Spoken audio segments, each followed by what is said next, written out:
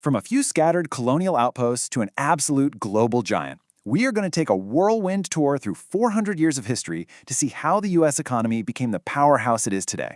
Okay, let's jump right in. But first, I want to start with just a number. $90 billion. Just let that number hang in the air for a second.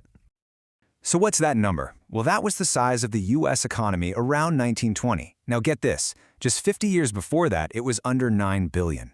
I mean, that's a tenfold increase in half a century. It's an absolutely explosive level of growth, and we're going to see exactly how that happened. Which really brings us to the big question, right? How on earth did that happen? How did this collection of colonies, which were basically designed just to serve a distant empire, turn into the largest economy the world had ever seen? To answer that, you really have to go way, way back to the beginning. Back when the American economy, well, it wasn't even really American yet. You see, the colonies were operating under a system called mercantilism. The easiest way to think about it is like a one-way street for money. The colony's whole job was to ship raw materials, stuff like timber, tobacco, cotton, over to Great Britain. Then they had to turn around and buy back the finished goods, like furniture and clothing, from British factories. It was a closed loop, and it was all designed to make the mother country rich. And this really gets to the economic heart of the American Revolution. Yeah, it was about taxes and representation, for sure. But it was also a fight for economic freedom, the ability to build their own factories, create their own money, and trade with anyone they wanted to. So, once they won their independence, the real work started. They had to build an economy from scratch, and a few things happened pretty fast that were absolute game changers. The Constitution created a single market. The first bank gave them a real financial system, and at the same time, you had inventions like the cotton gin that just supercharged agriculture, and the Louisiana Purchase literally doubled the size of the country, kicking off a whole century of westward expansion. Okay, so those early building blocks, they set the stage for something massive. Because after the Civil War basically broke the old farm-based economy, the country was ready for an industrial explosion unlike anything the world had ever seen before. Honestly, the second half of the 1800s was just a whirlwind. It was like a perfect storm of new technologies, railroads connecting the entire country into one giant market, and, well, almost no government regulation.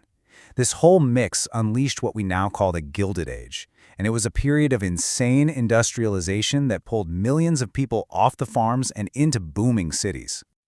Yeah, this was the age of the industrial titans, names you still know today, right?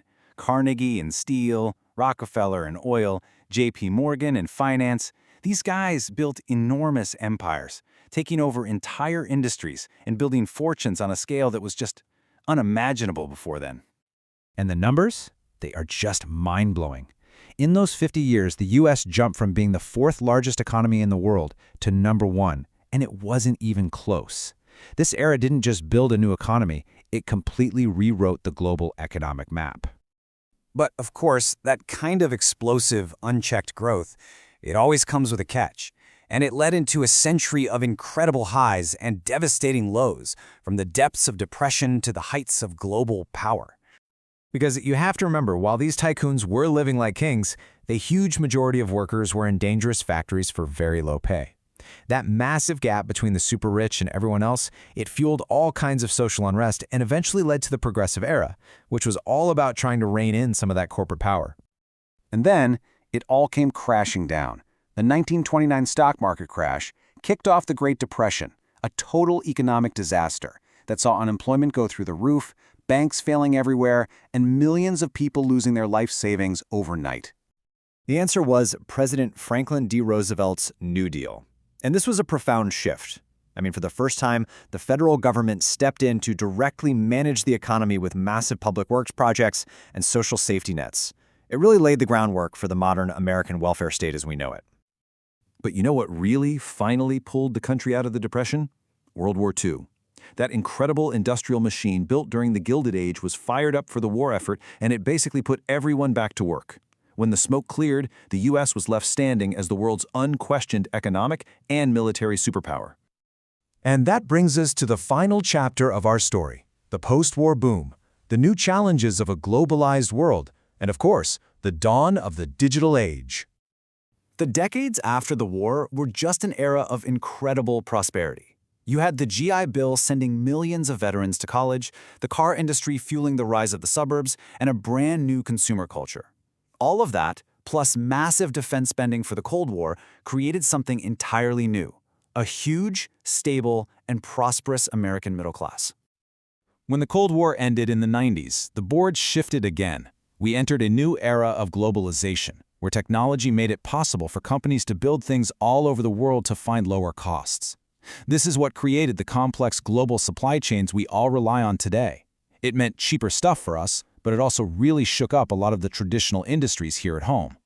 And then the 21st century hit, and it felt like one major shock after another. You had the dot-com bubble burst, the 9/11 attacks, the Great Recession in 2008. The economy has been hit again and again. And all of this has been happening while automation and digital tech are completely changing what it even means to work.